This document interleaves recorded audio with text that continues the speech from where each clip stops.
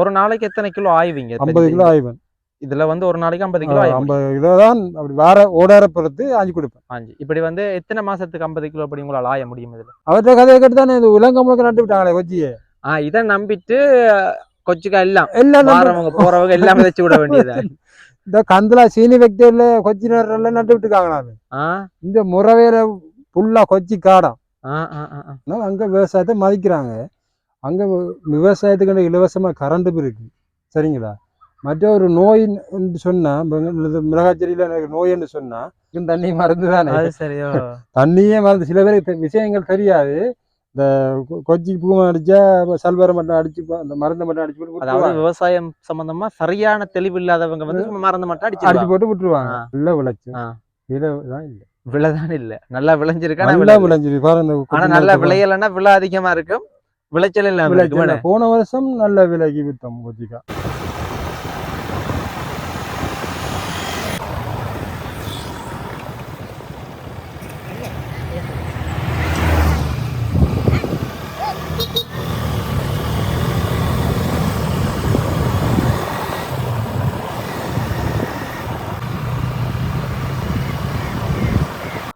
வணக்கம் உறவுகளே, நான் நிக்சன். நம்ம இன்னைக்கு பார்த்தீங்க எப்படியா இருந்துச்சுன்னா, திருகோணமலை மாவட்டத்தில் நிலாவளி அப்படின்னு சொல்லப்படக்கூடிய ஒரு கிராமத்தில் ஒரு கொச்சிக்காவும் கத்தரிக்காயும் பயிரிடக்கூடிய பார்த்தீங்கன்னா ஒரு தோட்டத்துக்கு வந்து இருக்கிறோம். இதை தான் நீங்கள் இந்த வீடியோவில் பார்க்க போகிறீங்க. இந்த அண்ணாடது தான் இந்த தோட்டம். அண்ணா வணக்கம். அண்ணா வணக்கம். வணக்கம். செருப்பை கலட்டணும் வேணே. இது என்ன கொச்சிக்காயிறீங்க போல? கொச்சிக்காய் ஜாவரி கொடுக்கணும். இந்த ஜாவரி கேட்டு நம்ம என்ன 80 ரூபாய்க்கு கேட்குறாங்க கொச்சிக்காய். இப்போ எவ்வளோ போகுது கிலோ? இப்போ ஜாவரி வந்து 80 ரூபாய்க்கு கேட்குறாங்க. ஒரு கிலோவா? வரலாம் தானே உள்ள? வரலாம். இதெல்லாம் வந்து இப்போ நீங்கள் ஆஞ்ச கொச்சிக்காய். ஆஞ்ச கொச்சிக்காய் கிலோ எவ்வளோன்னு சொன்னீங்க? ஜாவரி கொடுக்குறோம் 80 ரூபாய்க்கு. ஒரு கிலோவா? ஒரு கிலோ. அப்போ மார்க்கெட்டில் எவ்வளோ போகுது? மார்க்கெட்டில் 200 ரூபா போகுதுன்னு சொல்கிறாங்க, தெரியல. கிலோவா? இப்போ ஒரு மாசம் 2 மாசத்துக்கு மேல 1 கிலோ 2000 அப்படில இருந்து. அது போன வருஷம். இப்ப இந்த வருஷம் விலை குறைஞ்சிச்சு கொச்சிக்காய். விலை குறைஞ்சி என்ன நடந்துச்சுன்னா, போன வருஷம் வந்து கொச்சிக்காய் விலை கூட வித்ததானே. 2000 விற்க இந்த கந்தலாயில சீனி விக்டரி முறவை அந்த எப்படியான இடங்கள்ல கொச்சியை கூட நட்டுட்டாங்க. நட்டதால எல்லா பக்கத்தாலையும் வரத்து கூடிட்டு கூடினா தம்புல மார்க்கெட்லயே கொச்சிக்காய் 20 ரூபாயில இருந்து 100 ரூபா வரைக்கும் கொச்சிக்காய் இருக்கு. கிலோவா? ஐயோ. யாழ்ப்பாணத்துல வந்து 40 ரூபாவும் கொச்சிக்காய். 1 கிலோ கொச்சிக்காய் 40 ரூபா. 40 ரூபான்றதால 1000 கோடி கூடி வராது எங்களுக்குன்னு சொல்லி தோட்டத்தையே விடுறாங்க. இப்ப நாங்க இப்ப இந்த இவ்வளவு வேண்டபடியால இப்ப நாங்களே ஆஞ்சி கொள்றதால எங்களுக்கு அது கொஞ்சம் காட்டுது இல்லை. ஆள் வச்சு 1000 சொன்னா நஷ்டம். பெரிய நட்டம். அப்ப நீங்க வந்து வியாபாரிக்கு 1 கிலோ வந்து 80 ரூபாய்க்கா கொடுக்குறீங்க? இப்ப எத்தனை கிலோ ஆய போறீங்க இதுல? இப்ப நான் வந்து ஒரு ஜாவரிக்கு 15 கிலோ, ஒரு 10 கிலோ, 25 கிலோ ஆய போறேன். 15 கொடுக்க போறீங்க. இப்ப இதெல்லாம் வந்து கொச்சிக்கு 1000 நிலைமையில இருக்கு. 1000 நிலைமையில இருக்கு. எத்தனை கண்டு இது வச்சிருக்கீங்க இங்க? இது 2000 கண்டு வச்சிருக்கேன். இதுல வந்து 2000 கண்டு இருக்கா? 2000 கண்டு, 1000 நிலையம், 2000 கண்டு இருக்கு. கொச்சிக்கா வேற என்ன வச்சிருக்கீங்க? கத்தரி இருக்கு. கத்தரியும் இருக்கு. கத்தரி அதுல ஒரு 600 நிலையம் வச்சிருக்கேன். 1600 நிலையம். என்ன 1200 கண்டு. 1200 நிலையம்னு சொன்னா கத்தரி வந்து 3.5 அடிக்கு தான் நடுறது. 2 கண்டு 3.5 அடிக்கு நடுறது. 3.5 அடிக்கு ஒரு கண்டு. இதுல ஒரு கண்டு நட்டா இதுல இருந்து 3.5 அடிக்கு தள்ளி ஒரு கண்டு நடணும். கொச்சி வந்து 2 அடி 2.5 அடி அப்படி கொச்சி. இது முதலாவது எப்படி அண்ணா நீங்க செய்யறீங்க? என்ன உரம் போடுறீங்க? எத்தனை நாள் கண்டு? இப்ப நான் சொன்னா கடையில விதை வந்து இந்த விதை வந்து 3500 ரூபா ஒரு பேக்கெட் 3500 ரூபா. இந்த 3500 ரூபா பேக்கெட்டை வேண்டி கொண்டு வந்து நாங்கள் மேடையில் என்ன எரு போடுறீங்க? மாட்டு எரு தான் போடுறீங்க. இப்ப இந்த ஒரு பேக்கெட் வந்து எவ்வளவு? 3500 ரூபாய். அதுல எத்தனை விதை இருக்கு? அதுல 3500 ரூபான்னு சொன்னா அதுல வந்து எப்படியும் ஒரு 1000 கண்டுக்குள்ளதான் வரும். 1000 கண்டுக்குள்ள வரும். ஆயிரங்கண்டுக்குள்ள 750-800 கண்டு அப்படி தான் வரணும் வரும். இது நீங்க தனியா பதியமிட்டு கொண்டு வந்து நடணுமா இல்லாட்டி இந்த நடுற இடத்துலயே போடுவீங்களா? இல்லை இல்லை இது தனியாக அதுக்குண்டு மேடை தயார் பண்ணி அதில் எருவு மண்ணும் கலந்து அதுக்குண்டு தனியாக இருக்கு அதில் நாற்று போட்டு அதை பைக் பண்ணுவோம். பைக் பண்ணணும் இதில் பைக் பண்ணி நடுறதால எங்களுக்கு என்னென்னு சொன்னால் பைக் பண்ணி நடுறதால இந்த புல்லு பிடுங்குற கூலி கொஞ்சம் குறையும். இப்போ நாங்கள் கொண்டு கண்டு நட்டுட்டோம்டா அது கண்டு வளர்ந்து வர ஒரு 10 நாள்ல என்ன செய்யணும்னா புல் எழும்பிடும். புல் எழும்பிச்சுன்னு சொன்னால் எங்களுக்கு அந்த புல் சிறக்கிற வேலை கொஞ்சம் கூலி போகும். அதனால என்ன செய்யணும்னு சொன்னால் பக்கெட் பண்ணினா 20 நாள் கண்டு பக்கெட்டில் இருக்குமென்னு சொன்னால் எங்களை கொண்டு வச்ச உடனே மரம் வளர்ந்துடும். சரி சரி. இப்போ நாங்கள் மேடையில் போட்டு ஒரு சின்ன பையில கொண்டு நட்டு அதை நாங்கள் தண்ணி விடக்குள்ள புல் வரும் தானே, புல் உலங்கிடும். அப்போ பக்கெட்டில் நடக்குள்ள எங்களுக்கு லாபம் அது புல்லு பிடுங்குற கூடிய லாபம் எங்களுக்கு. அதாவது புல்லு பிடுங்குறதுக்கு தனியா யாரையும் வந்து கூலிக்கு வந்து கூப்பிட தேவையில்லை, அது லாபம். மற்றது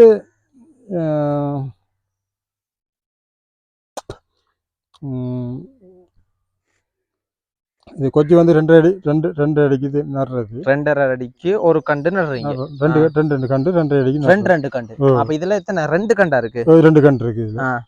2 கண்டு இருக்கு. அதுல 2 கண்டு இருக்கு. என்ன இந்த முறை நல்ல விளைச்சல். விலைதான் இல்லை. விலைதான் இல்லை. நல்லா விளைஞ்சிருக்கா? நல்லா விளைஞ்சிருக்கு பாருங்க. ஆனா நல்லா விளையலன்னா விலை அதிகமா இருக்கும், விளைச்சல் இல்லாம. போன வருஷம் நல்ல விலைக்கு வித்தோம் கொச்சிக்கா. ஏன்னா அது போய் சொல்லக்கூடாது, நல்ல விலைக்கு வித்தோம். 800 ரூபாய்க்கெல்லாம் வித்தினோம் கிலோ. வித்த அந்த ஒரு ஆசையில தான் நிறைய வச்சாச்சு. வருஷம் வச்சது இல்ல, போன வருஷம் நிறைய தான் வச்சினான், அந்த சைடு வச்சிருந்தான். இந்த வருஷமும் கொச்சியில ஒரு ஆசை ஒன்று வந்து நிறைய வச்சுட்டீங்க. வச்சதால இப்ப நாங்களாவே இதுக்குள்ள கஷ்டப்படுறதால பெருசா காட்டல. ஆனா இதே வந்து கூலிக்கு யாரையாவது பிடிச்சி செஞ்சா பெரிய நஷ்டம். பெரிய நஷ்டம் இது எங்களுக்கு வராது கையில. எப்படின்னு சொன்னா ஒரு ஆளை கூலிக்கு விட்டா அவர் 2000 ரூபாய் சம்பளம், பொம்பளைக்கு 2000 ரூபாய் சம்பளம். சரிங்களா? இப்ப 2000 ரூபாய் சம்பளம்னு சொன்னா அவ 20 கிலோ ஆயணும் ஒரு நாளைக்கு. அவ 20 கிலோ ஆஞ்சாதான் அந்த 2000 ரூபாய் வரும். கொடுக்கலாம். அப்ப அந்த 20 கிலோ ஆஞ்சி அவைட்ட கொடுத்தா எங்களுக்கு ஒண்ணும் இல்லை. புரியுது. அப்ப நாங்களே ஆயிரதால அது எங்களுக்கு வருது. 2000 ரூபாய் கொடுத்து நீங்க வந்து 20 கிலோ ஆஞ்சா அந்த 20 கிலோ வித்தானும் உங்களுக்கு 2000 ரூபாய் தான் வரப்போகுது. 2000 எனக்கு வராது. இப்ப கூலியாளுக்கு கொடுத்து கூலியாளுக்கு ஒண்ணும் இல்லை, உங்களுக்கு ஒன்றும் இல்லை.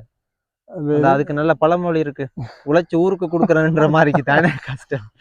ஐயோ ஐயோ. அப்ப இது நாங்களா செய்யறதால எங்களுக்கு கொஞ்சம் அது காட்டுது. இப்ப நானும் இந்த வைஃபும் செய்யறதால இப்ப இது முழுமையா நீங்களும் உங்களோட மனைவியும் தான் செய்றீங்க. இப்ப இது எங்களுக்கு அந்த செய்யற முறைகளையும் சொன்னீங்கன்னா தான் இப்ப பாக்குறவங்களுக்கு ஒரு கொச்சிக்கா நாங்க நட்டு இதுல ஏதாவது வந்து செய்ய முடியும்னு நினைச்சாங்கன்னா அந்த முறைகளை சொன்னாதானே அவங்களுக்கு தெரியும். அது என்னன்னு சொன்னா, நான் மேடை நாத்துல போட்டு கண்டை போட்டு புடுங்கியும் கொண்டு வந்து நடலாம். கண்ட 20 நாளைக்கு பிறகு புடுங்கியும் நடலாம். நடுறதுக்கு முதல் இப்ப நிலத்துல என்ன செய்யணும்டா, 2 அடிக்கு குழி வெட்டி, குழி வந்து எத்தனை அடி ஆழமா? பெருசா ஒரு அளவாக வெட்டினா ஒரு இந்த அளவு போதும். அதுக்கு நான் மாட்டேரு போடுறேன். மாட்டேரு நிலத்துள்ளுக்கா மேலாலையா? குழிக்குள்ள போடுறேன். குழிக்குள்ள போட்டு நான் நடுறது. என்றா ஒரு இவ்வளவு கைப்பிடி அளவு அது மாட்டேரு போட்டு அதுக்கு தண்ணி விடணும். 2 நாளைக்கு தண்ணி போடணும். ஏன்னா அந்த சுற்றும் கண்ட சுட்டுறதுக்காக 2 நாளைக்கு தண்ணி போடுவேன். போட்டுட்டு கண்டு எல்லாம் தயார் பண்ணி வச்சுப்பேன். கண்டெல்லாம் தயார் பண்ணி வச்சு கொள்ளுவேன். கொண்டு வந்து அந்த குழியில நடுறதான். நட்டுட்டு தண்ணி போடுறோம். போட்டு தண்ணி போடணும். இந்த தண்ணி காலையிலையும் போடணும், பின்னேரம் போடணும். காலையிலையும் மாலையிலையும் தண்ணி அதுக்கு சரியான அளவு விடணும். என்ன சொன்னா அந்த நிலத்துல வச்ச கண்டு தானே எங்களுக்கு அந்த உஷாரா வராது, செழிப்பா வளரணும். தண்ணி ஒரு தரம் போட்டா வளராது. இந்த வெயிலுக்கு தாக்கம் பிடிக்காது, வெப்பத்துக்கு தாங்காது. அதுக்காக நாங்க தண்ணி 2 நேரம் காலையிலையும் மாலையிலையும் நாங்கள் போடுறோம்.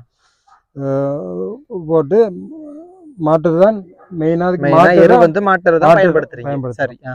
மற்ற குழியிலையும் எருவை போடலாம். எருவை பரவி போட்டு உழுது போட்டும் நடலாம். நிலத்தை வந்து ஃபுல்லா உழுது போட்டு எருவை நீங்க பரப்பி போட்டும் நடலாம். எது விருப்பமா அப்படி வசதிக்கு ஏத்த மாதிரி செய்யலாம். உங்களோட வசதிக்கு ஏத்த மாதிரி செய்யலாம். ஆனா நான் வந்து குழியில எரு போட்டு தான் நடுறேன். நீங்க இப்ப பறவை எருவை போட்டா புல்லுகள் தான் சும்மா முளைக்கும் எருவுக்கு. சரி அதுக்காக நான் குழியில எருவை போட்டு நடுறேன். குழியில எருவும் போடலாம். நிலப்பசல வீவன் இருக்கு, அதுவும் போட்டு நடலாம். நட்டா நல்ல செழிப்பா. எத்தனை மாதத்துல வந்து காய்க்கிற பருவத்துக்கு வரும்? இது 45 நாள்ல தானே. அப்படின்னா கிட்டத்தட்ட 1.5 மாசம். 1.5 மாசத்துல வந்து கொச்சிக்காய் காய்க்கிற பருவத்துக்கு வந்துரும். வந்து போது வேற என்ன பிரச்சனைகள் வருமா இல்ல? இதுக்கு வந்து நோயல் வரும். நோயல் வந்து புழுக்கள் தாக்கும். சந்து குத்தியல் வந்து எத்தனை நாள்ல இந்த பிரச்சனை வருது? அது வந்து காய்க்கிற பருவம் வரை வந்துடும். ஒரு மாசத்துக்கு ஒரு மாசத்துக்கு பிறகு வந்துடும். அந்த இதெல்லாம் பிறகு நட்ட மரங்கள் தான் அது. ஒரு மாசத்துக்கு பிறகு வந்துடும். வந்து அதுல இன்னொரு பிரச்சனை இருக்கு. கொச்சியில வந்து பூமணன்னு சொல்லி இந்த இலை வந்து சுருட்டுல வரும். சுருண்டு வரும். அதுக்கு வந்து நாங்க வந்து மருந்து பாய்க்கிறோம் அப்படின்னு சொன்னா சல்பர் சொல்லி ஒரு பவுடர் இருக்கு. அதங்க வாங்குறது? அது மருந்து கடையில கேட்டா தருவாங்க. அதை வேணி கொண்டு நான் சொல்றா அதை அடிச்சு போட்டு ஃபுல்லா அடிக்கணும். எல்லா செடிகளுக்கும் அடிக்கணும். இன்னொன்னு அது ஆபத்தானது, நம்ம கவனமா இருக்கணும். அவ்வளவு பெருசா ஆபத்து இல்லை, அது பவுடர் தான். அதை நாங்க உங்களுக்கு அடிச்சு போட்டு அதுக்கு வந்து என்ன செய்யணும்னா அந்த பூமன் பிடிச்ச கொச்சிக்கு வந்து காலையிலையும் மாலையிலையும் அதுக்கு தண்ணி போடும். வெப்பத்துக்கு தானே அது வாரது. அப்போ அது குளிர்மையாக்கும். அப்படின்னு சொன்னா இப்போ காலையில நாங்கள் 8 மணிக்கு தண்ணி போட்டால் நைட்டு ஒரு 7 மணிக்கு இன்னும் தண்ணி போடணும். இரவு 7 மணிக்கு போட்டால் தான் அந்த செடிகள் வந்து குளிர்மையா இருக்கும். குளிர்மையா இருக்குள்ள இந்த கொச்சிக்காய் செடி அப்படின்றது நல்ல குளிர்மையா இருக்கும். குளிர்மையா இருந்தா தான் நம்ம நல்ல அதுக்குன்னு ஆகலும் பசப்பசன்னெல்லாம் இருக்கு. அப்படின்னா இருக்கும். ஆனா குளிர்மையா இருக்கும். நான் வந்து பூக்களும் கொட்டுப்படும். தண்ணி நாங்க வெயிலுக்கு தண்ணி வந்து நாங்க காலையில போட்டுட்டோம்னு சொன்னா போடாம விட்டுட்டோம். காலையில போட்டா மதியம் பின்னெல்லாம் போட மாட்டோம், நைட்லயும் போட மாட்டோம். அப்படி போடாம விட்டோம்னா பூக்குற டைம்ல பூக்கள் வந்து கொட்டும், காய் வந்து பெருக்காது. கொஞ்சம் காய் இருக்கு தானே, அது வந்து நல்ல பெரிய காயா வராது. அப்போ நாங்கள் 2 நேரம் தண்ணி போடக்குள்ள என்ன நடக்கும்னு சொன்னால் காயும் நல்லா வரும், மரமும் நல்லா வரும். சில நோயல்லேருந்து இந்த கொச்சிக்கு வர சில நோயல்லேருந்து அதை காப்பாற்றி கொள்ளலாம். தண்ணியிலேயே மருந்து இருக்கு. தண்ணியே மருந்து, நம்மளுக்கும் தண்ணி மருந்து தானே. தண்ணியே மருந்து. சில பேருக்கு விஷயங்கள் தெரியாது. இந்த கொச்சிக்கு பூமை அடிச்சா சல்வரை மட்டும் அடிச்சு அந்த மருந்தை மட்டும் அடிச்சு போட்டு, அதாவது விவசாயம் சம்பந்தமா சரியான தெளிவு இல்லாதவங்க வந்து மருந்து மட்டும் அடிச்சு போட்டு விட்டுருவாங்க. ஆனா அதுக்கு உண்மையா அந்த பூமனை அந்த நோயை இல்லாம ஆக்குறேன்னு சொன்னா 2 நேரம் தண்ணி போடணும். காலையிலையும் போட்டு நைட் 7 மணிக்கும் போடணும். போட்டா அந்த குளிர்மையில கிட்டத்தட்ட ஒரு குழந்தை பிள்ளைய பார்த்து நாங்க 80 ரூபாய்க்கு 40 ரூபாய்க்கு கொடுக்குறோம். அங்கதான் பிரச்சனை. கஷ்டப்பட்டு எல்லாம் செஞ்சு எடுக்கிறதுல இல்ல, அந்த ஒரு வியாபாரிட்ட குறைஞ்ச விலைக்கு கொடுக்கக்குள்ள ஒரு கஷ்டமா இருக்கு. இவ்வளவு பாடுபட்டோம்ன்றது பாருங்க. இப்ப நான் இதுல போட்ட காசு எனக்கு வரல. இப்ப இந்த 2000 கண்டுக்கும் எவ்வளவுன்னா உங்களுக்கு செலவு போயிருக்கு? இப்ப 2000 கண்டுக்கு இவ்வளவு. இப்ப நீங்க இது எத்தனை பேஜஸ் வரும்? இது வந்து இந்த காணி ஃபுல்லா வந்து 3/4 ஏக்கர் இருக்கு. 3/4 ஏக்கர். நீங்க அதுல ஒரு பாதி துண்டு செஞ்சிருக்கீங்க. 1/2 ஏக்கர் செய்றேன். 1/2 ஏக்கர் செய்றீங்க. 1/2 ஏக்கர் செய்றேன். அதுல தக்காளி வந்து செஞ்சு நான் வண்டி செய்தேன். நான் வண்டி எல்லாம் செய்து 40 ரூபா வித்துச்சு. வண்டியே அப்படியே விட்டுட்டேன். தக்காளியை செய்தேன். நான் தக்காளி 50 ரூபா 60 ரூபா, கடைசி 100 ரூபாய்க்கு தான் கொடுத்தேன். லாபம் இருக்காதானே? இல்ல, லாபம் இல்லை. என்னன்னா இந்த வருஷம் லாபம் இல்லை. இந்த வருஷம் என்ன நடந்ததுன்னா போன வருஷம் எல்லாம் விலைவாசி கூட விற்க. ஆனா இப்ப இந்த வருஷம் மக்களுக்கு சந்தோஷமா இருக்கு. மக்களும் சரியா சந்தோஷம். இனி 6ஆம் மாசத்துக்கு 7ஆம் மாசத்துக்கு பிறகு விலைவாசி ஏறும், கூடும். ஏன், அது என்ன காரணம்? காரணம்னு சொன்னா ஜனவரியில வந்து எல்லா விவசாயிகளும் செய்வாங்க. மழை பெய்த பிறகு செய்யற தொழில் தானே அது. அப்ப ஜனவரியில 100க்கு 90% செய்வாங்க. எல்லாரும் செய்வாங்க. ஆனா அந்த மாறி சீசன் வரக்குள்ள கொஞ்சம் கலண்டுருவாங்க. அதுக்குள்ள என்ன செய்வான்னு சொன்னா நான் ஜனவரி நட்ட கொச்சி. இது ஜனவரி நட்ட கொச்சி மிளகாய் செடி. இது ஜனவரி நட்ட. இது வந்து எப்படியும் கடைசி வந்து 10ஆம் மாசம் வரைக்கும் இது காய்க்கும். இந்த 10ஆம் மாசம் வரைக்கும் இதுல நல்லா காய் நம்ம மறுபடியும் அதுக்கு ஏற்ற மாதிரி நாங்க கவனிக்கணும். பசலை போடணும், புல்லு மெயினாக மிளகாய் செடிக்குள்ள புல்கள் இருக்கக்கூடாது, வரவிடக்கூடாது. நீங்க தடுக்கிறீங்க, புடுங்குறீங்களா இல்லாட்டி வேற ஏதாவது? அது நாங்கள் வச்சு அந்த அதுக்கு இதொன்று செய்து வச்சிருக்கிறோம்.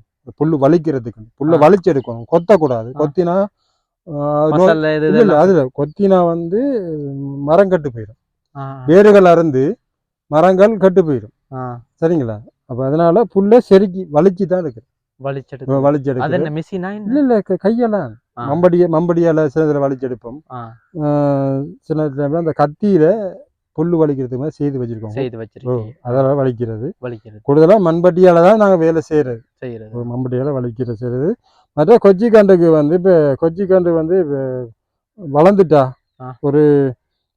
ஒரு மாசம் பயிர் ஆயிட்டோம்னு சொன்னா புல்லெல்லாம் பிடுங்கி போட்டு மண் அணைக்கணும், மண் கொடுக்கணும், கண்டுக்கு மண் கொடுக்கணும். மண் கொடுத்தாதான் கண்டு ஜோரா வரும், நல்ல செழிப்பா நல்லா வரணும்னு சொன்னா கண்டுக்கு மண் கொடுக்கணும். அதாவது நல்லா அணை கொடுக்கணும், சுத்தி வர அணை கொடுக்கணும். மற்ற பசரை போடணும். அது இப்போ கொச்சிக்கண்டு சொல்லி மிளகாய் செடிக்கண்டு சொல்லி பசலை மாட்டேறு பசலை இல்லாம இன்னும் பசலை. என்னதான் மாட்டேறு வந்து 1 மாசம் 1.5 மாசத்துக்கு அது வேலை செய்யும். அதுக்கு பிற்பாடு அதுல வேலை இல்லை, அதுக்கு வேலை செய்யாது. அதுக்கு பிறகு வந்து இதுக்குரிய பசலைகள் இருக்கு, யூரியா, MOP, V1 இதெல்லாம் கலந்தா நான் போடுறது கொச்சிகளுக்கு. அதான் போடுறேன்.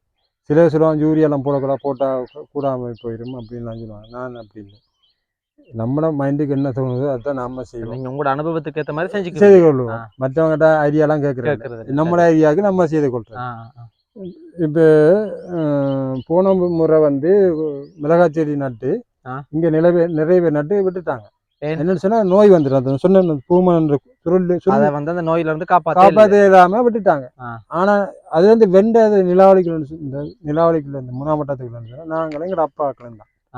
காரணம் வந்து காலையிலையும் நைட்ல இரவிலையும் தண்ணி போட்டபடியால அதை காப்பாத்தி எடுத்து. அதுக்கு மருந்து வந்து இந்த தண்ணி தான். இந்த விஷயம் தெரியாதனால பசலை அந்த சல்பர் மருந்தும் அடிச்சு, அந்த பவுடர் அங்க இருக்கு, இந்த சல்பர் மருந்தையும் அடிச்சு காலையில நைட்லயும் தண்ணி போடணும். அதான் முக்கியம். முக்கியமா அந்த தண்ணியில்தான் இந்த மிளகாய் செடிக்கு மருந்து இருக்கு. சரிங்களா? சில பேர் என்ன செய்வாங்க, மருந்து அடிச்சு போட்டு இன்றைக்கு அடிச்சுட்டாங்களா 2-3 நாளைக்கு பேர் தண்ணி போடுவாங்க. ஆனா அந்த நோய் வந்துட்டுன்னு சொன்னா நாங்க காலையிலையும் இரவிலையும் கட்டாயம் தண்ணி போட்டு சரியா செஞ்சிட்டோம்னா இல்லாம போயிடும். நான் அப்படித்தான் போன வருஷம் காப்பாத்தினேன். எல்லாரும் கேட்டாங்க, எல்லாருக்கும் பூமன் பிடிச்சிட்டு உனக்கு மட்டும் பிடிக்கிறது, அது ஒரு தனி மருந்து, அது சொல்லக்கூடாது. அது சரி, உண்மைதான். அது நாங்க சொல்ல மாட்டோம். உண்மைதான். அங்கெல்லாம் கோணேசன் சொல்லி இருக்குது, அவருக்கெல்லாம் 1 ஏக்கரை 1.5 ஏக்கர் நட்டு இருந்தவர். அப்படியே கொச்சி நட்டு அது கூடாம போயிடுச்சு. காரணம் வந்து அவங்கெல்லாம் வந்து இந்த மருந்துகளை சும்மா கண்ட மாதிரி அடிச்சு போட்டு அதை விட்டுருவாங்க. நாங்கள் அப்படி நம்ம கொஞ்சமாக செய்தாலும் எங்களுக்கு லாபம் வர மாதிரி தான் நாங்கள் செய்யலாம். கட்டாயம், உண்மைதான். அவங்களுக்கு காசு இருக்கு, இன்றைக்கு அவன் செய்வாங்க, நாளைக்கு விட்டுருவாங்க, அப்படி இல்லை. அது சரி. நாங்கள் இதையே நம்பி இருக்கிறோம், இந்த தொழிலை நம்பியே நாங்கள் இருக்கிறோம். இதுதான் உங்களோட நிரந்தரமான தொழில். எத்தனை வருஷமா நீங்க இது செய்யறீங்க? இது இப்போ நான் வந்து இப்போ இது செய்கிறேன் வந்து இப்போ நான் வந்து 10 வருஷமா தான் செய்யறேன். 10 வருஷமா நான் செய்யறேன். இதெல்லாம் எப்படி நீங்க கற்றுக்கொண்டீங்க? யாரும் உங்களுக்கு? அப்பா தானே. அப்பா. இது அப்பா விவசாயி தான், அவர் விவசாயி தான். ஆனா நான் கூடுதலா வந்து என்னன்னு சொன்னா எந்த மூளையை வச்சுதான் சில விஷயங்களை செய்யணும். அப்பா இருந்தாலும் அப்பாட்ட கற்றுக்கொண்டதுன்னு பார்க்க நான் தனியா கற்றுக்கொண்டேன்னு சொன்னா வெளியிடங்களுக்கு வேலைகளுக்கு போய் அங்க போய் இங்க போய் இது சம்பந்தப்பட்ட விஷயங்கள்ல எல்லாம் ஈடுபட்டு நீங்க தனியாவே வந்து இதுல ஒரு அனுபவத்தை எடுத்துட்டேன். இப்போ வந்து ஏஎம்ஆர் பழக்கம் இருக்கு, எனக்கு ஏஎம்ஆர் பழக்கம் இருக்கு. மற்ற நான் அந்த போன்ல யூடியூப்ல சில விஷயங்கள் பார்க்கறது, இந்த காய்கறி சம்பந்தமா மார்க்கெட் விவசாயம் சம்பந்தமா முக்கியமான விஷயங்களை பார்க்கறது, பார்த்து அதுல சொல்றதெல்லாம் நம்ம அது சில பேர் பார்க்க மாட்டாங்க. நான் மெயினாக பார்ப்பேன். அது இப்போ கத்தரி நட்டுட்டுனா அது கத்தரிக்கு ஒரு நோய்னா அதுக்கு யூடியூப்ல அடிச்சு அந்த இந்தியா இது இருக்கு தானே, அப்போ அதில் பார்க்குறது. கூடுதலா இந்தியாவில் இது போல எக்கச்சக்கமான ஆட்கள் செய்யறாங்க. செய்யறது மாத்திரமில்ல, யூடியூப்ல இதெல்லாம் வந்து எக்கச்சக்கமா போட்டும் இருக்காங்க. அது என்ன காரணம் சொல்லுங்க? அப்போ அங்கே வந்து விவசாயத்தை மதிக்கிறாங்க. மெயின் காரணம் அங்கே விவசாயத்தை மதிக்கிறாங்க. அங்கே விவசாயத்துக்கு இலவசமாக கரண்ட்டும் இருக்கு. சரிங்களா?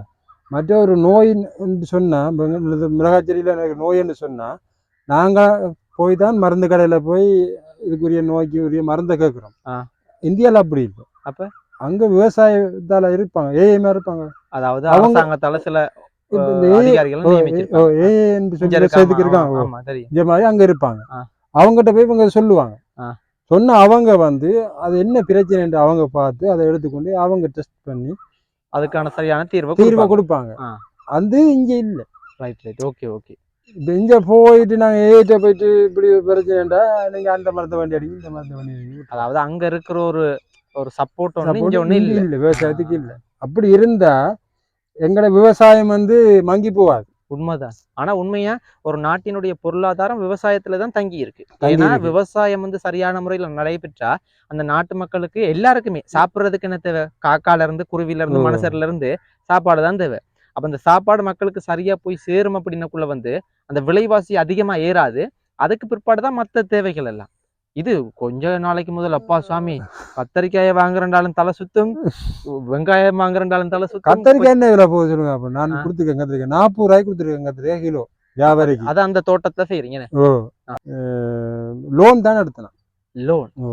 இப்ப எனக்கு என்ன தெளிவா சொல்லுங்க. இப்ப இதுக்கு முழுமையா வந்து எவ்வளவு உங்களுக்கு செலவு போனது? இதுக்கு வந்து இப்ப எனக்கு என்ன சொன்னா 4 பாக்கெட் விதை வேண்டினா 3500 அப்படி 4 பாக்கெட்டுக்கு பார்த்தாலும் வந்து எவ்வளவு? 14,000 ரூபாய். 14,000 ரூபாய். சரிங்களா? அது அது போக உழவு காசு, உழவுக்கு அது காசு, அதுக்கு எவ்வளவு போகும்? உழவுக்கு வந்து இதுக்குள்ள வந்து உழவுக்கு 4,000 ரூபாய் எடுக்கிறோம். 4,000 ரூபாய். 4,000 ரூபாய். இது சொன்னா 3 தரம் உழவடிக்கணும். அதுக்கு 12,000 ரூபாய் காசு போயிடும். அது சரி. சரிங்களா? அதுக்கு பிறகு வந்து இதுக்குரிய எரிவு வேண்டணும் 18,000 ரூபாய். மாட்டு எரு வேண்டணும். லோடு வந்து 18,000 ரூபாய். 18,000 ரூபாய் எரு வேண்டணும். அதுக்கு பிறகு மண்ணெண்ணெயில் தான் நான் இறக்கிறது. அப்போ மண்ணெண்ணெய் 1 லிட்டர் கிணத்துல இருந்து தண்ணி இறைச்சி தான் நீங்க. இப்ப இது வந்து என்ன சொட்டு நீர் பாசன முறையா? இந்த முறை சொட்டு நீர். ஏண்டா அது இப்போ சொட்டு நீர்ல பயிரை வச்சா தான் காய்க்குது. முதல் பாத்தி கட்டி தண்ணி விடுற அப்படி இப்ப செய்யலாது. இப்ப செய்தா இப்போ உள்ள விலைவாசிக்கு எங்களுக்கு பத்தாது, செலவு கூட. இதுன்னு சொன்னா ஒரு வேலையும் இல்லை. மற்ற இதை போட்டுட்டு நான் இன்னொரு வேலையை செய்யலாம்.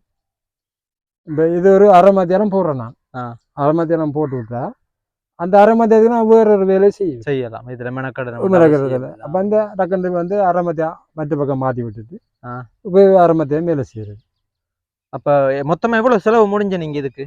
இப்போ இதுக்கு வந்து நான் 2 லோன் எடுத்தேன். நான் 2 லோன் எடுத்து இப்போ இதுக்கு வந்து விவசாய லோனா? இல்லை, வெளியில லோன் எடுத்தேன்னா விவசாயம் செய்யறதுக்காக எடுத்தேன். விவசாயத்துக்குன்னு லோன் அப்படி எல்லாம் தர இல்லையா?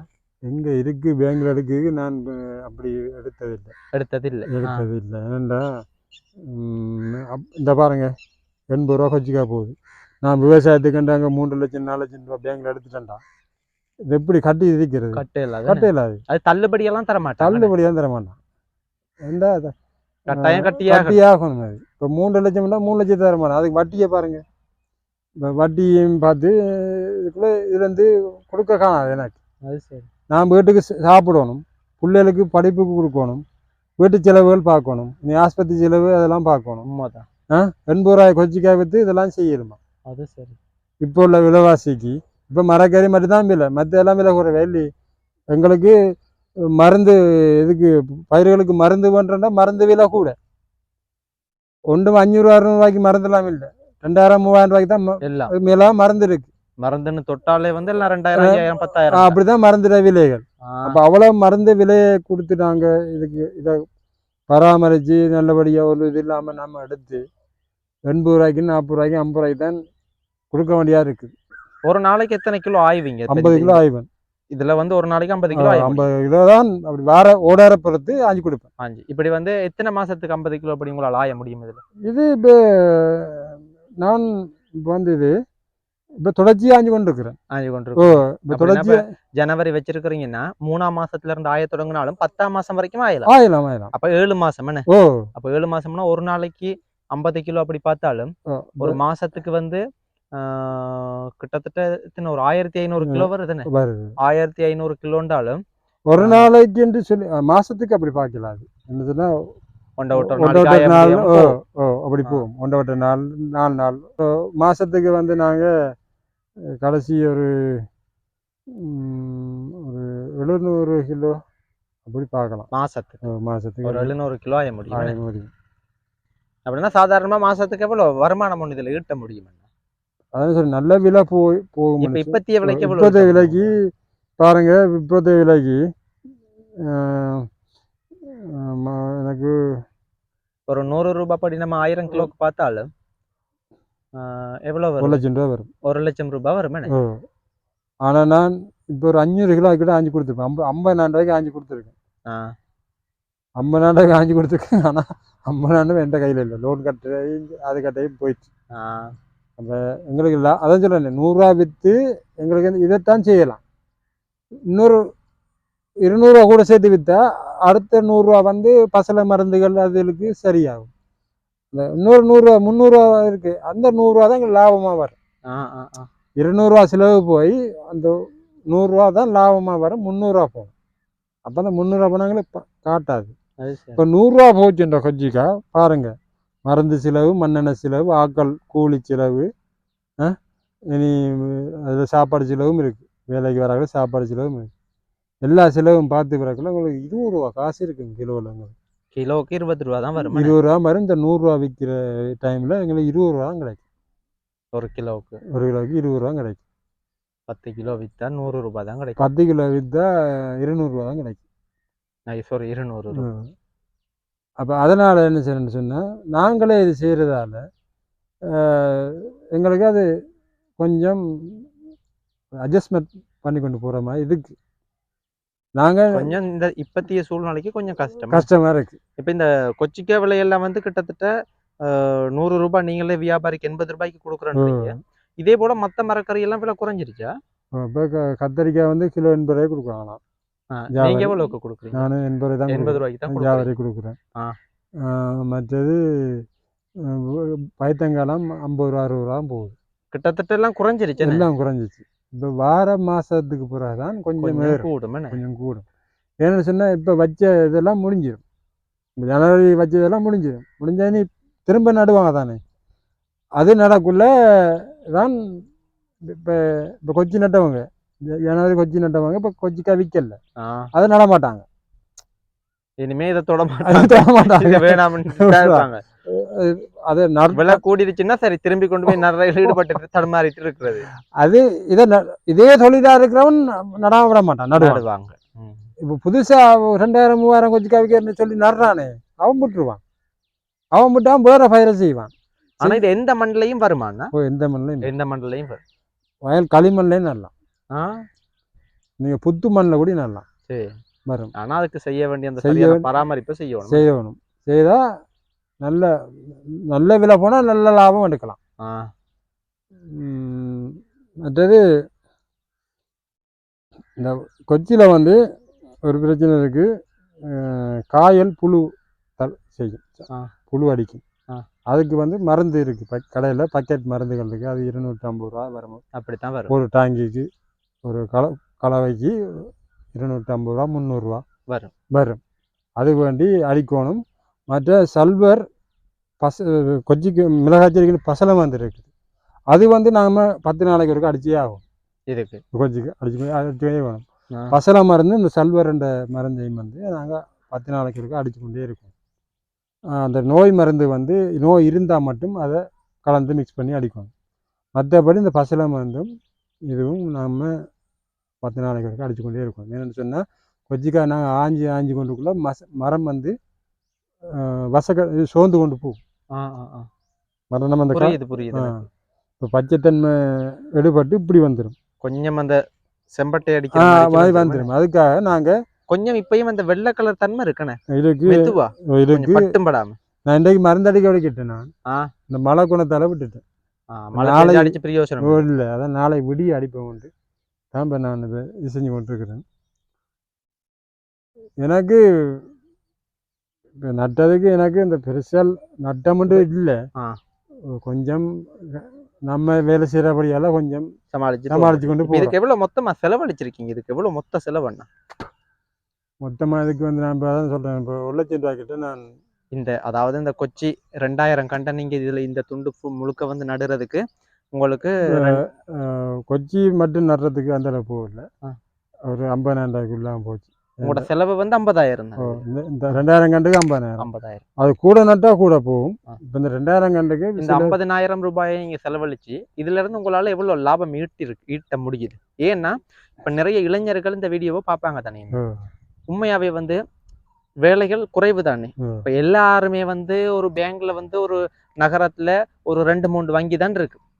2-3 ஒரு வங்கியில 20 பேர் வேலை பார்த்தாலும் ஒரு 5 வங்கியில பார்த்தாலும் 100 பேர் தான் பார்க்கலாம். 5 லட்சத்துக்கு மேல ஒரு மாவட்டத்துல வந்து மக்கள் இருக்காங்க. அப்ப எல்லாருமே போய் ஆபீஸ்ல வந்து உட்கார முடியாது.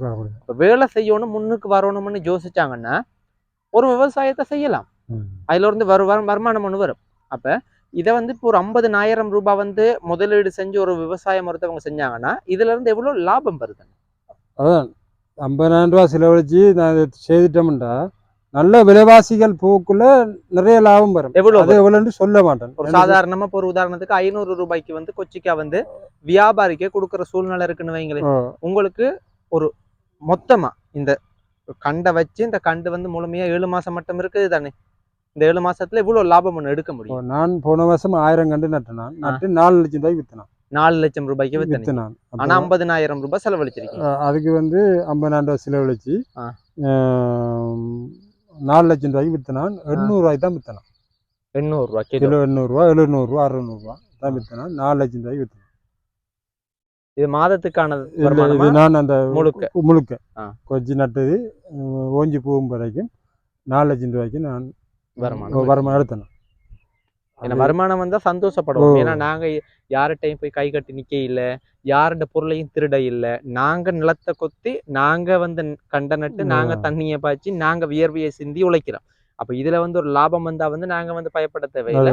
இன்னொன்னு வந்து 4 லட்சம் ரூபாய் அப்படின்றது கொஞ்சம் இடிக்கிற விஷயம் போதாதானே. ஏன்னா கிட்டத்தட்ட ஒரு 7 மாசம் 6 மாசத்துக்கு 4 லட்சத்தை பிரிச்சு பார்த்தா சரியான சில பேர் நினைப்பாங்க. இப்போ விவசாயம்னு சில பேர் நினைக்கிற வந்து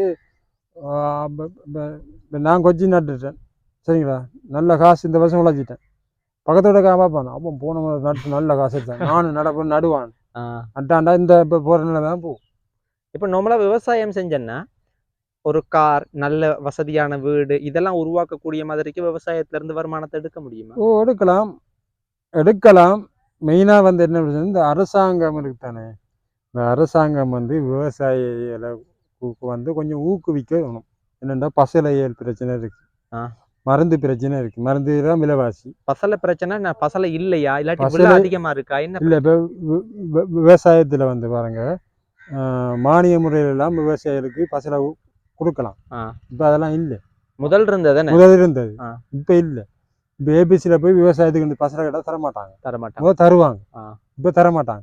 இப்போ நாங்கள் வெளியில காசு கொடுத்து நாங்கள் வேண்டோம். இவ்வளோ 10,000 15,000 ரூபாய் காசு கொடுத்து வேண்டி அதை நாங்கள் யூஸ் பாவிக்கோங்க. அப்போ விவசாயத்தை வந்து அரசாங்கம் கொஞ்சம் ஊக்குவிப்பாண்டா. இப்போ பாருங்க வெங்காயத்தை நாங்கள் இங்கே நட்டுக்கு எல்லாம் வட்டி எடுக்க பார்த்தாம இந்தியாவிலேருந்து வெங்காயத்தை இறக்குறான். உண்மைதான். இந்தியாவிலேருந்து கொச்சிக்காக கூட இறக்கி விட்டாங்களே. அது என்ன காரணத்துக்கு? இப்போ உண்மையா இங்கே வந்து இந்த மரக்கறி இதெல்லாம் இல்லைன்ற காரணமா? அது இல்லை. இப்போ என்ன காரணம்னு சொன்னால் இந்தியாவிலேருந்து ஒவ்வொரு நாட்டிலேருந்து அரசாங்கம் கடன் பண்ணுறது தானே. ஓகே. கடன் பண்ணுறக்குள்ள அவன் என்ன சொல்லுவான், எங்களோட நாட்டில் இருக்கிற விவசாய பொருட்களோ எல்லாம் நீ எடுக்கணும். இதுதான் அதனுடைய விஷயம், விளக்கம் அதான். இப்போ சும்மா கடன் கொடுக்க மாட்டான். எங்களோட நாட்டில் அவன் நாட்டில் விவசாயி செய்து நட்ட போறான்டா, இன்னொரு நாட்டுக்கு விற்க போறான்டா, ஒரு அந்த ஒப்பந்தத்தையும் இவன் கடன் பண்ண கூட கொடுப்பான். இவ்வளோ விஷயம் இருக்குன்னது இதுக்குள்ள. இப்ப நாங்க நினைக்கிறது இப்ப வெளிநாட்டுல இருந்து இந்தியால இருந்து வெங்காயம் வருது அப்படின்னா நாங்க இப்ப என்ன நினைக்கிறேன், இவங்க பயங்கர விலை விற்கிறாங்க விவசாயிகள், இவங்களுக்கு எல்லாம் தேவைதான், பாத்தீங்களா இறக்கி விட்டான், இதோட வந்து விலையும் குறைஞ்சிருச்சுன்ற மாதிரி நாங்க நினைக்கிறோம். அது ஒப்பந்தத்துல இவ்வளவு பெரிய ஒரு விஷயம் ஒண்ணு இருக்கு. ஒப்பந்தத்துல கையெழுத்து வைக்கிறேன்னு அப்படிதான் வைக்கிறது. ரெண்டு நாட்டுல இருக்க விவசாய பொருட்களோ வேற பொருட்களோ உண்ட நாட்டை கொண்டு நீ எடுத்து விற்கணும். அது சரி, கடன் கொடுக்குறான் தானே. ஆமா ஆமா, நான் உங்களுக்கு கடன் தந்தா நிபந்தனையை வைக்கிறேன். நான் உங்கள்ட்ட கடன் வாங்குறேன்டா, இப்ப நீங்க எனக்கு சில நிபந்தனைகளை வச்சு கொண்டுதான் இந்த கடனை தருது. வாங்கின கடனையும் நான் உங்களுக்கு திருப்பியும் தர போறேன். அதே சமயத்துல நிபந்தனைகள் வந்து இந்த மாதிரியான விஷயங்கள்லாம் நீ செய்யணும் அப்படின்னா அதையும் நான் வேறையா செய்யணும். அப்படி செய்யறபடியால இந்த பிரச்சனை. ரைட் ரைட் ரைட் இப்போ பாருங்க வெங்காயம் கொண்டு வந்து இறக்காங்க. இந்த கொஜ்ஜிக்காவே கொண்டு வந்து இறக்கி விட்டானாமே இந்தியாவில் வந்து கொண்டு எங்க அம்மா எங்களுக்கு தெரியாது. அப்போ இப்போ எங்களுக்கு வந்து எங்களோட இந்த பயிற்சிகளை வந்து பயத்தங்காய் சரிங்களா, வெங்காயம், இந்த கொச்சி வகைகள் இதெல்லாம் வந்து கொச்சி எல்லாம் கட்டன் சைடில் இல்லை தானே. ஆமா, கட்டன் சைடில் போஞ்சிக்காய் கரெக்ட் இதுக்கு தானே. மத்த மரக்கறிகள் இருக்கு. அந்த மரக்கறிகள் தட்டுப்பாடு வந்து அது கொஞ்சம் விலை வரும்னு சொன்னா தான் எங்கட மரக்கறிகள் விற்கும். போஞ்சிக்காய் அங்க 500-600 வித்தா தான் இங்க பயத்தங்காய் 200-300 விற்கும். ஏன் அது அதனுடைய காரணம் என்னன்னு சொன்னா அங்க போஞ்சிக்காய் மலிவா இங்க வரும்னு சொன்னா எல்லாரும் போஞ்சிக்காய் வண்டிடுவாங்க. இதத்தான் கொஞ்சம் ஓரமா வச்சுட்டு வண்டிடுவாங்க. எல்லாம் பெரிய சிக்கல் பிடிச்ச வேலைகள் இருக்குன்னு இதுல. ஐயோ, இந்த நாங்க வந்து விவசாயியா இருக்கிறதுன்னா நாங்க நினைக்கிறது வந்து அது ஒரு நல்ல ஒரு சுதந்திரமான வேலை, ஜாலியா இருக்கலாம், யாருக்கு அடிமை இல்லை, உண்மைதான். அதே சமயத்துல நிறைய ரிஸ்க்கும் இருக்கு. இப்ப பாருங்க ஐயா, என்னன்னு சொன்னா இதெல்லாம் தாண்டி எல்லா சூழ்நிலையும் சரியா இருந்தாலும் சில நேரத்துல காலநிலை வந்து எல்லாத்தையும் கவுத்து விட்டு அப்படியே நடக்கும். எனக்கு என்னன்னு சொன்னா கடைசி கட்டத்துல போன வருஷம் 1500 கொச்சிக்காய் வித்துச்சு. அப்பயும் கொச்சிக்காய் மரம் ஒரு அவ்வளோ பெரிய காயில ஒரு அளவான காயா கிடந்தது. அப்போ ஒரு 20 கிலோ கொச்சிக்காய் கட்ட ஆயலாம் வந்து போட்டு பறிக்கலாம் வந்து போட்டு இருந்தேன். சரி, மழை ஒன்று பிடிச்சி அப்படியே வெள்ளம் பிடிச்சிட்டு தண்ணி பிடிச்சிச்சு. அப்ப அந்த நேரத்துல என்ன எதுவுமே நம்ம வந்து காப்பாற்ற முடியாது. தண்ணி நீரோட்டங்கள் வடிஞ்சு போறதுக்குரிய இடங்கள் இல்லை. இது இந்த இடம் நீர் அகற்றினா மட்டும்தான் ஒரு சந்தர்ப்பம். ஏன்னா இந்த மண் வந்து தண்ணி வத்தாது உடனே வத்தாது. இது என்ன நீங்க வத்தாது. அந்த பிசு பிசு தன்மை கூடிரும், நடக்கல, நடந்த புதைக்கும். அப்போ அப்படியான டைம்ல எனக்கு விலையும் வர அப்படி நடந்து போயிடுச்சு. அதுலேயும் கொஞ்சம் காசு பார்த்துருப்பேன். பிரதான விவசாயத்துல பிரதானமானது கத்தரி வச்சிருக்கீங்க, கொச்சிக்காய் இருக்கு. இது இல்லாம வேற என்ன செய்யற நீங்க? இதுல வெங்காயம் செய்யறாங்க, பொயில செய்யறாங்க, மற்ற மரக்கறிகள். மற்ற மரக்கறினா என்ன மரக்கறி? வெண்டி பைத்த தக்காளி இதெல்லாம். எப்படியோ சாதாரணமா நல்ல லாபம் பெற சூழ்நிலை, நஷ்டமான சூழ்நிலை, இது எல்லாத்தையும் கூட்டி கழிச்சு பார்த்தா ஒரு சாதாரணமா ஒரு மாதத்துக்கு இப்போ உங்களால ஒரு மாதத்துக்கு குறைந்தபட்சம் எவ்வளவு வருமானம் எடுக்க முடியுது, அதிகபட்சம் எவ்வளவு எடுக்க முடியுது? ஒரு மாசம் குறைந்தபட்சத்துல இந்த செலவெல்லாம் கழிச்சு இப்போ இருக்கிற பயிருக்குள்ள செலவெல்லாம் கழிச்சு ஒரு கணக்கு இப்போதைக்கு சொல்லலை, 20,000 ரூபா அப்படித்தான். உங்களோட மாதத்துக்கு வர வருமானமே 20,000. 20,000 வந்து தண்ணி பில்லும் கரண்ட் பில்லுக்கு தானே போகுது. அதான் நான் எல்லாம் கழிச்சு சொல்றேன். மண்ணெண்ணெய் காசு இதெல்லாம் கழிச்சு மாசம் ஒரு 20,000. இல்ல அந்த 20,000 வச்சு நான் என்ன செய்ய முடியும்னு பார்த்தோம்னா வீட்டுல வர்ற கரண்ட் பில் தண்ணி பில்லே சில நேரத்துக்கு 20,000 பாருங்க. அப்ப கொஞ்சம் நல்ல விலைகள் விலைவாசிகள் கொஞ்சம் அதிகமா இருக்கும்னு சொன்னா எங்களுக்கு மாசம் 1,00,000 ரூபா, 1,00,000 தாண்டி எடுக்க முடியும். இப்போ விலைவாசி இல்லாதபடியால இந்த இப்படி சின்ன வருமானங்களை சொல்ல வேண்டிய அடக்கு. விலைவாசிகள் இருக்கும்னு சொன்னா 1,00,000க்கு மேலேயும் லாபம் வரும். ஆனா அந்த பக்கத்துல இன்னொரு பிரச்சனையும் இருக்கு. விலைவாசி கூடும்போது மக்களும் மோசமான நிலைமைக்கும் போயிருவாங்க. மக்கள்கிட்ட கையில காசு இருக்காது அந்த டைம்ல. அவங்களும் பெரிய திண்டாட்டத்துல இருந்து ரோட்டுக்கு இறங்குங்கள். மக்கள் இப்ப சாப்பிட்ற காலம் வந்து இந்த தை மாசத்துல இருந்து அந்த இந்த வைகாசி மாசம் வரைக்கும் நல்லா சாப்பிடுவாங்க. ஏன்னா விலைவாசிகள் குறைஞ்சு போயிடும், நல்லா சாப்பிடுவாங்க. அதுக்கு பிறகு நீங்க மரக்கறியை கொண்டு போய் பாருங்களேன், 6ஆம் மாசம் 7ஆம் மாசத்துக்கு பிறகு கொண்டு போய் பாருங்களேன், சரிப்பட்டு வராது. அழுவாங்க நின்று வேண்டுறதுக்கு. இப்போ இந்த தை மாசத்துல இருந்து வைகாசி மாசம் வரைக்கும் 2 கிலோ 3 கிலோ வேண்டவன் அதுக்கு பிறகு 1/2 கிலோ 1/4 கிலோ பண்ணுவான். கொஞ்சம் இல்லாட்டி எல்லா மரக்கறியிலும் சேர்த்து ஒன்றா வேண்டிட்டு போவான். என்னடா சாம்பார் வச்சு சாப்பிட போட்டு போவான். ஏன்னா எங்களுக்கு விலைவாசி வர டைம்ல மக்களுக்கு கஷ்டம், சரிங்களா? எங்களுக்கு விலைவாசி குறைவா இருக்கக்கூட மக்களுக்கு பரவாயில்ல, மக்களுக்கு வாசி. இது வந்து உங்களோட காணி இல்லையா? இது குத்தகை காணி. குத்தகைன்னா அதுக்கு வேற பணம் கொடுக்கும். அது பணம் கொடுக்கும். 20,000 ரூபாய் ஏக்கரை கொடுக்கணும். ஒரு செய்கைக்கு வருஷம் 40,000 ரூபாய். வருஷத்துக்கு 40,000 பாருங்க. இதுக்கு வேறையா 40,000 கொடுக்கணும். அது கொடுக்கணும். இனி உழவு காசுகள், எரு காசுகள் விவசாயம்னு சும்மா நட்டணும் வார சாமான் இல்லை, இவ்வளோ செலவுகளையும் பார்த்து இதெல்லாம் கடந்து வரணும். வரணும். அப்போ திடீர்னால ஒருத்தர் வந்து கேட்பாங்க லாபம் உங்களுக்கு இவ்வளோ வருதுன்னு கேட்பாங்க. சொல்லலாம், எங்களால் சொல்லலாம் லாபம். அதாவது இந்த செலவுகள் எல்லாம் யோசிக்கக்குள்ள சொல்லலாம், எங்களுக்கு சொல்லலாம். மாதம் இவ்வளோன்னு கேட்பாங்க, கிழமைக்கு இவ்வளோன்னு கேட்பாங்க. சொல்லலாம் எங்களால். ஏனென்றா எங்களை போன செலவு எங்களுக்கு தான் தெரியும் இவ்வளோ போயிருக்குன்னு. அது இன்னும் நாங்கள் வரலன்னா இருப்போம் இல்லையே. வந்து ஒருத்தர் எங்களோட விலை வருமானங்களை கேட்கும்போது உங்களுக்கு என்னத்தை சொல்கிறது, உங்களுக்கு சரியான வருமானத்தை எப்படி நாங்கள் உங்களுக்கு சொல்கிறதுன்னு தெரியாமல் முடிச்சு கொண்டு இருப்போம். இந்த டைமில் நாங்கள் சொன்ன மட்டும் அது இதை பார்க்குறவங்க என்ன செய்ப்பாங்க, உனக்கு இவ்வளோ வருமானம் வரதாலுமே என்னத்துக்கு செய்கிறான்னு கேட்பாங்க. விளங்கிட்டேன். அது சரி. நாம பொய்யான ஒரு சொல்லிட்டேன்டா விஷயத்த சொல்லிட்டேன்டா அவங்க. அப்போ இவ்வளோ நட்டா இவ்வளோ வருமா என்று நினைச்சு அவன் செய்து அவன் நட்டப்படுறத நாம சில பேர் இப்படித்தானே இதை பார்த்தோன்னே இப்போ கொச்சிக்கா செஞ்சா 10 லட்சம் ரூபா வருமானம் தானே போடுறது வீடியோக்குள்ள சில நேரத்தை பார்ப்போம். நம்மளுக்கு நான் சொல்றேன், நம்ம இந்த பொய்யான விஷயங்கள் சொல்றோம்ல, லாபம் உண்டா லாபம் உண்டுவோம், நட்டம் உண்டுவோம். ஆனா இந்த கொச்சிக்கா நட்டு தான் இவ்வளோ காசு வரும்னு எல்லாம் சொல்றாங்க, அங்கே எல்லாம் சொல்றாங்க. நான் நம்புறேன். 6 ஏக்கர் செய்து 70 லட்சம் ரூபாய்க்கு வித்தான்னு சொல்றாங்க. அப்படியெல்லாம் நானும் வீடியோல பாக்குறேன். அப்படியெல்லாம் நான் பாக்குறேன். ஆனா எனக்கு என்ன தெரியாது, அப்படி 6 ஏக்கர்ல நட்டு 70 லட்சம் ரூபாய் விற்கிறேன் தெரியாது. நாங்கள் தான் நட்டு நாங்கள் போன வருஷம் 6 ஏக்கர் அங்கே 70 லட்சத்துக்கு வித்தேன், 4 லட்சத்துக்கு சரியான அது யோசிக்கிற விஷயம். அது போனில் எல்லாம் போடுவாங்க சும்மா போடணும் அப்படின்ற. இவர் சொன்ன கதையால தான் இந்த முறை கொச்சிக்காய் விற்கல எங்களுக்கு. இவர் தான் 6 ஏக்கர் செய்து 70 லட்சம் ரூபாய்க்கு வித்த கதை சொன்னபடியால தான் இந்த முறை எங்களுக்கு. அது யார் சொன்னது? அது ஒரு ஃபேஸ்புக்கில் எல்லாம் வந்துச்சு, யூடியூப்ல வந்துச்சு. அவர் சொன்ன கதையால தான் எங்களுக்கு இந்த முறை கொச்சிக்காய் விற்கல. அவர்கிட்ட கதையை கேட்டு தானே இந்த உலகம் முழுக்க நட்டு விட்டாங்களே கொச்சியை. இதை நம்பிட்டு கொச்சிக்காய் எல்லாம் போறவங்க எல்லாம் விதைச்சு விட வேண்டியது. இந்த கந்தலா சீனி வெக்டர்ல கொச்சி நேரம் நட்டு விட்டுருக்காங்களாமே. இந்த முறவேல புல்லா கொச்சி காடம். அப்ப ஆனா முதல் நானே மார்க்கெட்டுக்கு இந்த மரக்கறி வாங்க போன டைம்ல 2000 ரூபாய் கொச்சி காண்டோன்னு அப்பா சாமி ஒரு 50 கிராம் வாங்குறதுக்கே பெரிய விஷயமா இருந்துச்சு. ஆனா இது கிலோ இப்ப 80 ரூபா 100 ரூபான்றீங்க பாருங்க. எங்க இருந்தது எங்க இருக்கு. அப்ப பாருங்களே, நாங்க ஒரு ஏக்கர் காணிக்கு ஒரு வருஷத்துக்கு 40,000 50,000 குத்தகை கொடுத்து அதுக்குரிய மருந்து உழவு காசு அது வந்துடும் 50,000.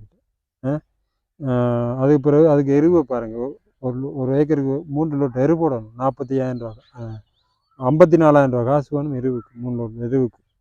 சரிங்களா? அதில் பயிர் வைக்கிறதுக்கு முதலே அது சரி அதுக்கே 1.5 லட்சம் ரூபா வந்து. சரிங்களா? அதுக்கு பிறகு பாருங்க விதைகள் வேண்டதுக்கு பாருங்க, விதைகள்லாம் சும்மா விலை இல்லை. கறி கொச்சிக்கா விதை வந்து 7,500 ரூபா ஒரு பாக்கெட். நாங்கள் ஒரு 4 பாக்கெட். அது எவ்வளோ கிலோ? அது இப்போ கிலோ 100 ரூபாய்க்கு எடுக்கிறாங்க. எல்லாம் கிட்டத்தட்ட ஒரு கடையில் 200 ரூபா விற்கிறாங்க, 100 ரூபாய்க்கு எடுக்கிறாங்க. ஆனால் அது கறிமிளாக கொஞ்சம் விலை போச்சு, 350 ரூபா 400 ரூபா 500 ரூபாய்க்கெல்லாம் போச்சு. அந்த டைமில் இந்த கொச்சிக்காய் விலையே இல்லை. தக்காளி பழம் தை மாதம் 600 ரூபா 700 ரூபாலாம் போச்சு. அதை பார்த்துட்டு நாங்களும் நட்டுறாங்க 60 ரூபாய்க்கு 70 ரூபாய்க்கு கொடுத்து லாபம் இல்லைன்னு. அப்போ நார்மலாக விவசாயம் செய்யணும் அப்படின்னா என்ன ஒரு சிந்தனையோட செய்யணும்னா, விவசாயத்தில் நாங்கள் முன்னேறுவோம் கொண்டு செய்யக்கூடாது. ஓகே, முன்னேறக்கூடாதுன்னா விவசாயத்தை நம்ம வளர்க்கணும் செய்யணும். அதுல வருமானத்தை எடுத்து நாங்க பங்களா கட்ட போறோம், கார் வாங்கணும்ன்ற ஐடியா இருக்கக்கூடாது. விவசாயத்தை வந்து 4 பேருக்கு சொல்லணும், நீயும் செய். விவசாயத்தை மங்க விடக்கூடாது. விவசாயத்தை ஒவ்வொருத்தவங்களும் கைவிட்டுட்டு போனாங்கன்னா நாளைக்கு சாப்பாட்டுக்கே வழி இல்லாம இருப்போம். அதனால விவசாயத்தை வந்து மங்க விடக்கூடாது. அதை நான் தான் மட்டும் செய்து கொண்டு விவசாயம் கொண்டு வைக்கக்கூடாது, 4 பேர் செய்யணும். ஏனென்று சொன்னால் நான் இன்றைக்கு செய்வேன், நாளைக்கு செய்ய மாட்டேன். அப்போ என்ன நடக்கும்? விவசாயம் அப்படியே அழிஞ்சுதான் போகும், மங்கி தான் போகும். அதனால விவசாயத்தை எல்லாரும் விவசாயம் செய்யணும். படித்தவன் படிக்காதவன்லாம் இருக்கக்கூடாது, கட்டாயம் முழு பேரும் விவசாயம் செய்யணும். அங்கே ஆஃபீஸில் ஏசியில் இருக்கிறவங்க கூட விவசாயம் சாப்பிடலாம். ஆனால் டவுனில் இருக்காங்க தான் இங்கே கிராமத்துக்காரன்னு சொன்னால் இலக்காரம். அது சில விளப்பம் இல்லாத மனிதர்கள் அப்படி இருக்காங்க. அவங்க வந்து அப்போ நீ விவசாயத்தை செய்கிறாய், நீ செய்யாமல் வீட்டில் இருக்கலாம் தானே வேண்டுவாங்க. அப்போ எங்களை கிராமத்துலேருந்து செய்து வர இதைத்தானே நீ சாப்பிட்றாய். யாரா இருந்தாலும் இந்த உலகத்துல விவசாயம் செய்யாம அவங்களுக்கு சாப்பாடு போறது இல்லை. அதுதான் உண்மை. உண்மைதான். இப்போ பாருங்க, நாங்கள் சேத்துல கால் வச்சு தான் நீ சோத்துல கை வைக்கலாம். உண்மையான கதை இது. நாங்கள் இங்கே வண்டியோ கத்தரியோ கொச்சியோ எதுலையோ நாங்கள் பாடுபட்டா தான் நீ அங்கே ருசியாக சாப்பிடலாம். ஆமா, உண்மையான கதை. விரதங்கள் காலங்களில் நாங்கள் மரக்கறி செய்தாதான் உங்களுக்கு விரதம். இல்ல நாங்க விரதம் செய்யாம விட்டோம்டா உங்களுக்கு விரதமா செத்து போயிருவீங்க. உண்மைதான் உண்மைதான். அப்ப நாங்க விவசாயிகளை வந்து மதிக்க பழகக்கூடாது. கட்டாயம். யாரா இருந்தாலும் விவசாயியை வந்து மதிக்க பழகிக்கணும். உண்மைதான். விவசாயியை மதிக்க பழகினா தான் அவன் இந்த நாட்டிலே ஒரு சிறந்த குடிமகனாக இருப்பான். உண்மைதான். நல்ல மனுஷனாக இருப்பான். அதான் அண்ணா சொல்றது உண்மையான விஷயம். என்ன அப்படின்னா, நிறைய மனிதர்கள் இருக்கிறாங்க, எல்லாரையுமே நம்ம சொல்ல முடியாது. ஆனா சில மனிதர்கள் இருக்கிறாங்க, ஒரு விவசாயம் அப்படின்னா வந்து அதை வந்து மதிப்பளிக்கிறது இல்லை. விவசாயம் தானே அப்படின்னு. ஆனா அந்த விவசாயி வந்து விவசாயம் செஞ்சாதான் மக்களுக்கு சாப்பாடு, மக்களுக்கு சோறு, உயிர் வாழணும்னா சாப்பிடணும். சாப்பிடாம வந்து இருக்கல அது. அப்ப அதனால வந்து நல்ல வாய்க்கு ருசியா வந்து சாப்பிடணும்னா வந்து நாங்க வந்து விவசாயம் செய்யறவங்க உயிரோட இருந்தா தான் செய்ய முடியும். மற்ற விவசாயம் செய்யறதால வந்து இப்ப நாங்க மட்டும் பாலப்படுறது இல்லை. கால்நடைகள் எல்லாம் கால்நடைகளுக்கும் விவசாயம் செய்யாட்டி சாப்பாடு இல்லை. கட்டாயம். பால் குடிக்கிறதுக்கு எங்க பாலுக்கு போவாங்க? விவசாயில தோட்டத்துல வர புல்லுக்களை அதில் பிடிங்கப்படா மாட்டுக்கு சாப்பாடு. உண்மைதான். வயல் செய்த வைக்கோல் மாட்டுக்கு சாப்பாடு. உண்மைதான். இப்போ இதெல்லாம் விவசாயம் அழிஞ்சிட்டு வைங்க. விவசாயம் அழிஞ்ச உலகத்துல மக்களே இருக்க மாட்டாங்க. சாப்பாடே இல்லை. அது என்னத்தை சாப்பிட்றது? இளநியை 2 நாளைக்கு காஞ்சி சாப்பிடலாம், மாம்பழத்தை 2 நாளைக்கு காஞ்சி சாப்பிடலாம், இளகுலையை வந்து கொஞ்ச நாள் சாப்பிடலாம். இப்படி வாழ அது விவசாயி வைக்கிற பொருள் தானே. அதுவும் விவசாயி வைக்கிற பொருள் தான். உண்மைதான் உண்மைதான். டவுன்ல இருக்கவங்க வைப்பானா இது? யாருமே வந்து விவசாயத்துல வந்து ஈடுபடாதவங்க, விவசாயம் சம்பந்தப்பட்டவங்க விருப்பம் இல்லாம இருக்கலாம். ஆனா அவங்களுக்கு விவசாயிட்ட இருந்துதான் சாப்பாடு போகுதுன்றதுதான் உண்மை. இது அவங்களுக்கு கசப்பா இருந்தாலும் சரி, இனிப்பா இருந்தாலும் சரி, இதுதான் உண்மை. இது வந்து மறக்க முடியாது. சில மனிதர்கள் இருக்கிறாங்கண்ணா, உண்மைதான். அந்த மாதிரி எல்லாம் அதெல்லாம் நாங்க சொல்லி திருந்துற போராக்கள் இல்லை. அது அவங்கெல்லாம் உணர்ந்து கொண்டாதான் உண்டு. இப்போ பாருங்க, இப்போ நாங்க வந்து இதில் ஒரு விருப்பம், இது ஒரு நம்பிக்கை, இதெல்லாம் எங்களுக்கு இருக்கப்படியால தான் எங்களுக்கு கடவுளாக பார்த்து எல்லாம் நல்லபடியாக தாரான் எங்களுக்கு. சரிங்களா? இப்போ எங்களுக்கு இதில் எனக்கு இதில் நான் விற்று தான் அங்கே ஐசிசியில் பில்லிங் பண்ண நான் செய்யலை. ஆனால் எனக்கு அண்டண்டு நான் சாப்பிடணும், என் பிள்ளைகள படிப்பிச்சிலவு, எங்களுக்கு சின்ன சின்ன பிரச்சனைகள் அதுபோல் தீர்த்து கொள்ளணும். ஒவ்வொருத்தருக்கும் இவ்வளோ பிரச்சனைக்கு விவசாயம்னு பிரச்சனை இல்லாமல் இருக்க மாட்டான். இந்த முறை அவன் வெங்காயம் செய்வான்னு வைங்க, நோய் விழுந்துட்டு வைங்களேன், அவனுக்கு எத்தனை லட்சம் அவனுக்கு வேஸ்ட் ஆகும். அதே இது அவனுக்கு நல்லபடியாக வந்தால் காசு தான். இதையும் சொல்லுவான், ஏன்னா நோய் வந்தால் அவங்களுக்கு இந்த முறை வந்துட்டு அது நல்லா வந்தால் அவங்களுக்கு காசு வராதான்னு கேட்பான். அப்படி இருக்கவன் இருக்கான், சொல்லு கேட்குறவன் இருக்கான். விவசாயத்தில் இந்த முறை கூட லொஸ்ட் ஆகிட்டு அடுத்த வருஷம் நல்லா வராதா? அப்போ அடுத்த வருஷமும் அவன் செலவழிச்சு தானே நல்லா வரணும். கட்டாயம். செலவழிக்காம நல்லா வரையலாம், வரவே முடியாது. அப்போ என்ன சொல்லுவான், உங்களுக்கு என்ன இந்த வருஷம் அடுத்த வருஷம் உங்களுக்கு நல்ல காசு வரும் தானே. முஸ்பாத்தி அப்படி சொல்லிட்டு போயிடுவாங்க. ஆனால் அந்த வலியும் வேதனையும் செய்கிறவருக்கு தான் தெரியும். அது சரி.